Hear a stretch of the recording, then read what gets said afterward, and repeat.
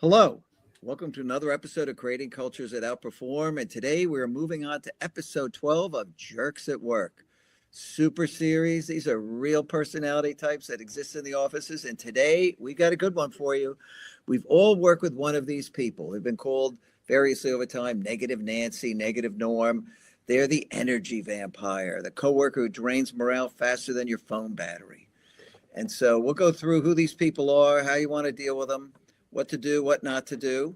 And remember, we've got this incredibly rich set of workplace personalities who are the jerks. I don't really think we missed any, but we probably did, Tara. Nevertheless, the list is huge. We've got room for one more jerk down here on the bottom right. We did add the corporate sociopath, which we had missed. We've done shows on that in the past. They're really evil. But Yeah. we'll get into this right away. So let's talk about who they are. This is a person who drains team morale with negativity, pessimism, or constant complaining. They reduce motivation and creativity around them. They are just a drag to have around. You've worked with them, you know who this character is immediately. I've worked with them at multiple companies. You know, the ones you never want to have come to the meeting. And Tara, how do you spot these people? Yeah. These are those people that are just perpetually pessimistic, no matter what kind of conversation you're having, no matter what kind of suggestions you make. This person is constantly saying why it won't work. We've tried that before. It's a waste of time. They're just negative all the time, constantly complaining. This is that person that as soon as they walk in the room, or if somebody mentions their name, everybody goes, Ugh, oh, right, like it's exactly. this deep sigh, like, Don't oh invite my me to the God, meeting. No, don't do not it. them. Yes, Right. absolutely. I can't handle another meeting with that person. Ugh, Yeah, it's just physically draining dealing with that person they're because they are terrible. so negative. They just are the worst. They really do. They always focus on the negative side, the worst possible outcome. They're not ever looking for anything new. They don't want to change. They don't want to have any type of innovation.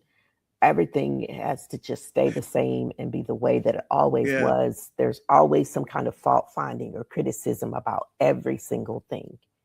You know, Tara, I love this meeting that's going on here because in the beginning, the other two people attending look relatively engaged. In the second shot, they're starting to get worn down. The third one, they're just knocked out by this dude, right? Yes. It is really funny. But these people, this is how you spot them. They're just always negative Yeah. about everything. And, Yeah. you know, what should you do? How do you handle them? Well, you know, if you're the boss, you've got to acknowledge this pattern privately, focus on the behavior, not the person. It's about how they're behaving. They may have a lot of value to add, they just don't tend to add it. Try to redirect things to solutions. Don't focus on the problem. Say, hey, what might make this work? Let's get over to this side of the ledger. There's always reasons not to do things. Why would we want to do this? And set clear norms in the organization for constructive dialogue. You know, concerns are welcome, negativity just isn't. Yeah. You know? Yeah. And for, if you're working with somebody like this, you don't want to get pulled into that negative cycle where now they're negative and you're negative. It just Right. creates this big ball of negativity that just is stressful for everybody that has to deal That with it. crashes the whole meeting then. Everybody Totally gets in on it. crashes. Oh yeah. Yeah. So you don't want to be that person that just kind of joins into that negativity and makes it a big ball of nothing. You want to shift from the complaints to how can we make this better? How can we improve? What are the possibilities? So we know what won't work. Let's focus in on what will. So you want to reframe those conversations in real time. You don't want to let this continue to go on and on and on.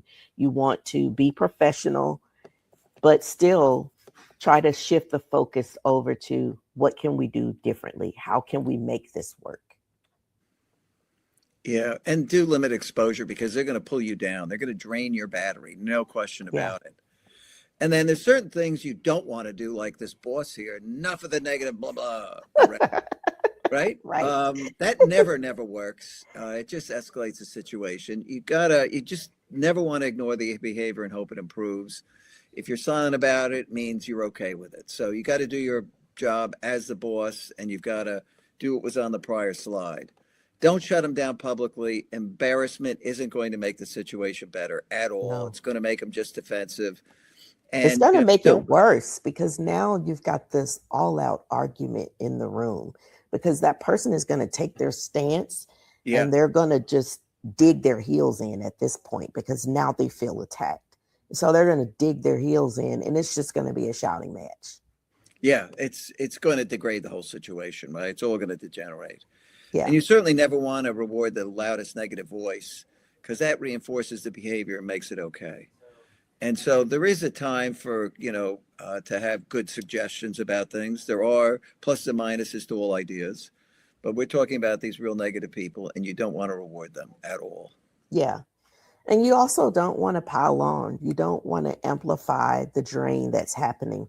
So when this person is being negative, they're literally sucking all the energy out of the room.